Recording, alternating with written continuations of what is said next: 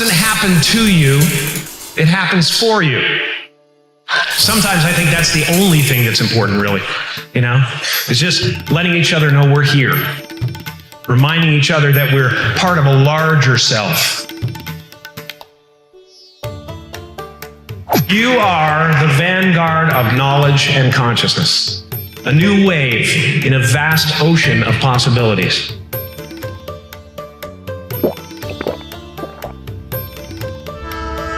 On the other side of that door, there's a world starving for new ideas, new leadership.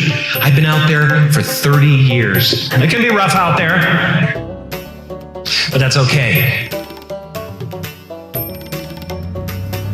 Fear is going to be a player in your life, but you get to decide how much. You can spend your whole life imagining ghosts, worrying about the pathway to the future, but all there will ever be is what's happening here. And the decisions we make in this moment, which are based in either love or fear.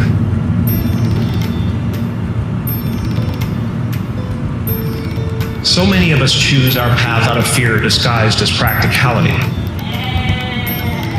What we really want seems impossibly out of reach and ridiculous to expect, so we never dare to ask the universe for it. I'm saying, I'm the proof that you can ask the universe for it.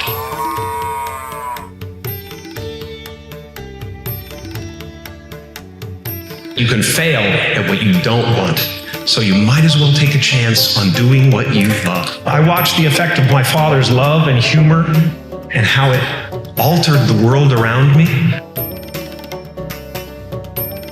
And I thought, that's something to do. That's something worth my time.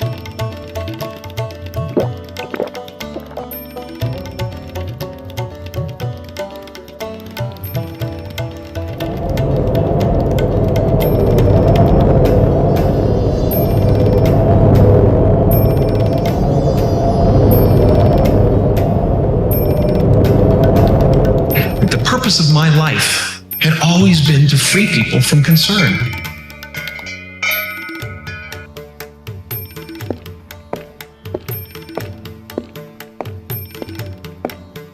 How will you serve the world? What do they need that your talent can provide?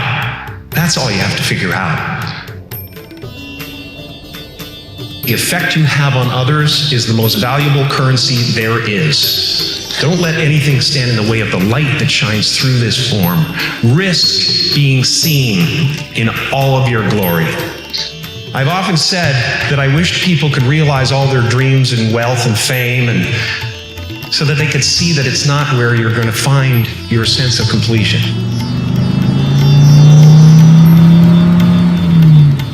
My soul is not contained within the limits of my body. My body is contained within the limitlessness of my soul. One unified field of nothing, dancing for no particular reason, except maybe to comfort and entertain itself.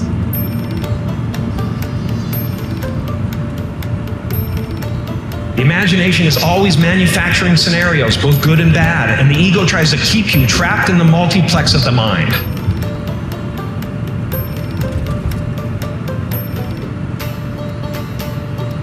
Our eyes are not viewers, they are also projectors that are running a second story over the picture that we see in front of us all the time. Fear is writing that script, and the working title is, I'll Never Be Enough.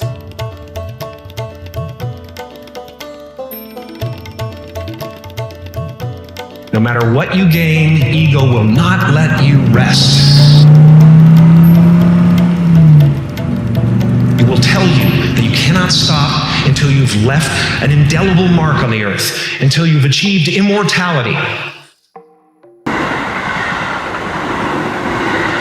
Relax and dream up a good life. It's just about letting the universe know what you want and working toward it while letting go of how it comes to pass.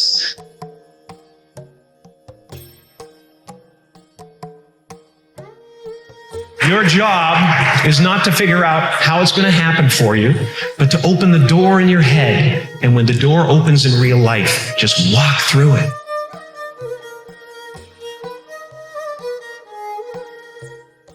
And don't worry if you miss your cue, because there's always doors opening. They keep opening.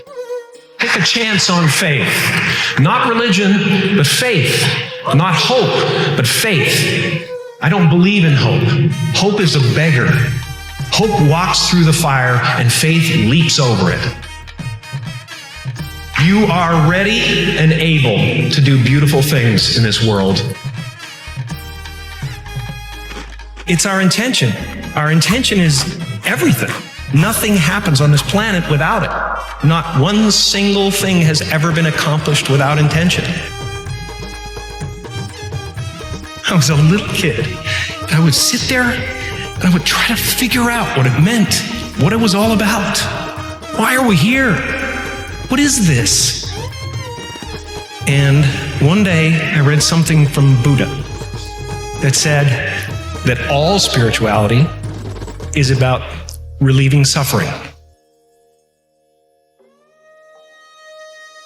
There are generations growing up right now who are learning to lie, that lying is okay, that you're supposed to hate half the country. We've got to get back to a place where we realize that a vote is not who you are.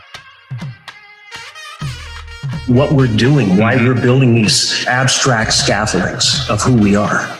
You know, I'm a Canadian American, and I'm this, and I'm that, and I'm a Catholic, and I'm that, and it's all abstract stuff. And when you drill down, there's no you left. I really cherish that, and we are all one thing. Freedom comes in there only being one you, and it includes the table and the computer and the ocean and the trees. You try to breathe without them, you know, and you can't. No one gets through this life. It's too challenging and there's too much stuff coming at us. We don't have the bandwidth to handle it. We have to find ways to escape it. We have to turn the gadgets off. We have to find moments in nature. Meditation is helpful, really helpful.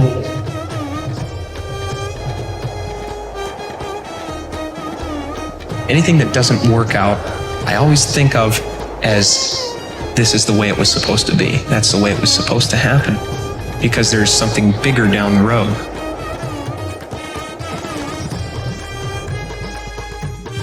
I'm finding that people are, for the most part, accepting of another kind of way of looking at things, or letting go of character. I do believe in manifestation, power of that kind of stuff, but I don't believe that any of it matters. You know, this mattering is, to me, a human construct, born out of a need. The same need as you have to have, you know, deities and things like that. And I believe in an energy of God. Everything is divine.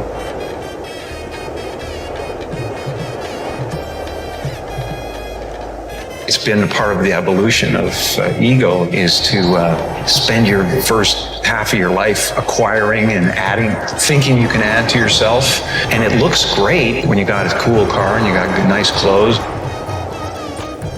and you've done something that people admire, but it can never fulfill you. You can never be happy. You know what I mean? It's not where happiness comes from.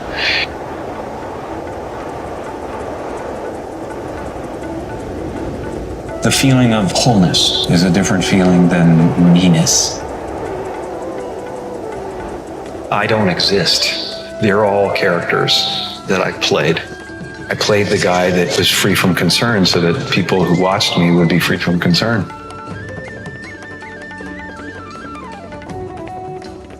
I'm not trying to tell the people how to live their lives. I'm just having fun trying to transmit that to the audience and trying to get people to feel that.